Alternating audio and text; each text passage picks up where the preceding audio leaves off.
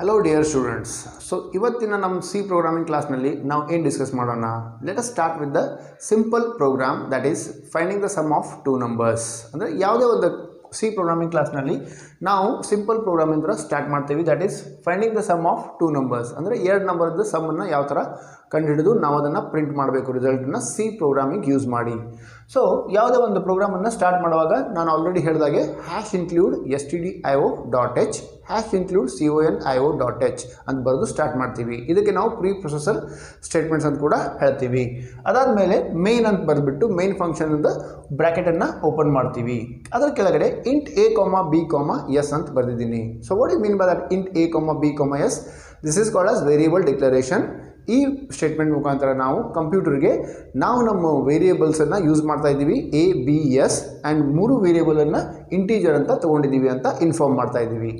Next step clear screen ಅಂತ ಬರೆದಿದ್ದೀನಿ. Clear screen ಅಂದರೆ ಏನು? ಸೊ ಯಾವುದೇ ಒಂದು ಪ್ರೋಗ್ರಾಮದ ಔಟ್ಪುಟ್ ಪ್ರೀವಿಯಸ್ ಪ್ರೋಗ್ರಾಮದ ಔಟ್ಪುಟ್ ಸ್ಕ್ರೀನ್ ಮೇಲಿದ್ದರೆ ಅದೆಲ್ಲ ಕ್ಲಿಯರ್ ಆಗಿ ನಮ್ಮ ಸ್ಕ್ರೀನ್ ಆಗುತ್ತೆ, ಹೊಸದಾಗಿ ಫ್ರೆಶ್ ಆಗಿ ಕ್ಲಿಯರ್ ಕಾಣುತ್ತೆ. printf ಸ್ಟೇಟ್ಮೆಂಟ್ ಅಂದರೆ ಇನ್ಪುಟ್ ಆ್ಯಂಡ್ ಔಟ್ಪುಟ್ ಸ್ಟೇಟ್ಮೆಂಟ್ಸ್ ನಾವು ಆಲ್ರೆಡಿ ಹೇಳಿದ್ದೀನಿ. printf is one of the standard output statement which is use to display the messages ಅಂತ ಹೇಳಿದ್ದೀನಿ. ಸೊ ಇವಾಗ ಎಂಟರ್ ಟು ನಂಬರ್ಸ್, ನಿಮ್ಮ ಮಾನಿಟರ್ ಮೇಲೆ ಎಂಟರ್ ಟು ನಂಬರ್ಸ್ ಅಥವಾ ಎಂಟರ್ ಟು ಇಂಟೀಜರ್ಸ್ ಅಂತ ತೊಗೊಂಡಿದ್ದೀನಿ. ಯಾಕಂದರೆ ಇಲ್ಲಿ ಇಂಟೀಜರ್ಸ್ ಅಂತ ಹೇಳಿ ತೊಗೊಂಡಿದ್ದೀವಿ. ಎಂಟರ್ ಟು ಇಂಟೀಜರ್ಸ್ ಅಂತ ಮೆಸೇಜ್ ಒಂದು ಡಿಸ್ಪ್ಲೇ ಆಗುತ್ತೆ. ಅಸ್ಯೂಮ್ ಮಾಡ್ಕೊಳ್ಳೋಣ ಯೂಸರ್ ಆವಾಗ 100 ಆ್ಯಂಡ್ 200 ಅಂತ ಹೇಳಿ ಆಲ್ರೆಡಿ ಏನು ಮಾಡ್ತಾನೆ, ಎಂಟರ್ ಮಾಡ್ತಾನೆ. ಸೊ ಎಂಟರ್ ಮಾಡಿದಂಥ ಒಂದು 100 ಆ್ಯಂಡ್ 200 ನಂಬರ್ನ ನಾವು ಸ್ಕ್ಯಾನ್ಎಫ್ ಅನ್ನುವಂಥ ಒಂದು ಇನ್ಪುಟ್ ಫಂಕ್ಷನ್ ಮುಖಾಂತರ ನಾವು ಎಕ್ಸೆಪ್ಟ್ ಮಾಡಬೇಕಾಗತ್ತೆ. %d ಅಂತ ಬರೀಬೇಕು ಸ್ಕ್ಯಾನ್ಎಫ್ರಲ್ಲಿ. ಯಾಕಂದರೆ ಎರಡು ಇಂಟೀಜರನ್ನು ಅವರು ಏನು ಮಾಡ್ತಾ ಇದ್ದಾರೆ, ಎಂಟರ್ ಮಾಡ್ತಾ ಇದ್ದಾರೆ. %d indicates what? Integer type of data type. So ಒಂದನೇ ನಂಬರ್ 100 ಬಂದುಬಿಟ್ಟು ಎ ಅಲ್ಲಿ ಸ್ಟೋರ್ ಆಗುತ್ತೆ. ಸೊ ಮೆಮ್ರಿ ಒಳಗಡೆ a = 100 ಅಂತ ಆಗುತ್ತೆ. ಎರಡನೇ ನಂಬರ್ 200 ಬಂದುಬಿಟ್ಟು ಬಿ ಅಲ್ಲಿ ಸ್ಟೋರ್ ಆಗುತ್ತೆ. ಸೊ b = ಮೆಮ್ರಿಯಲ್ಲಿ 200 ಅಂತ ಸ್ಟೋರ್ ಆಗುತ್ತೆ. ಅದಾದಮೇಲೆ ಒಂದು ಸ್ಟೆಪ್ ನಾವು ಏನು ಮಾಡ್ತಾ ಇದ್ದೀವಿ, ಕ್ಯಾಲ್ಕುಲೇಷನ್.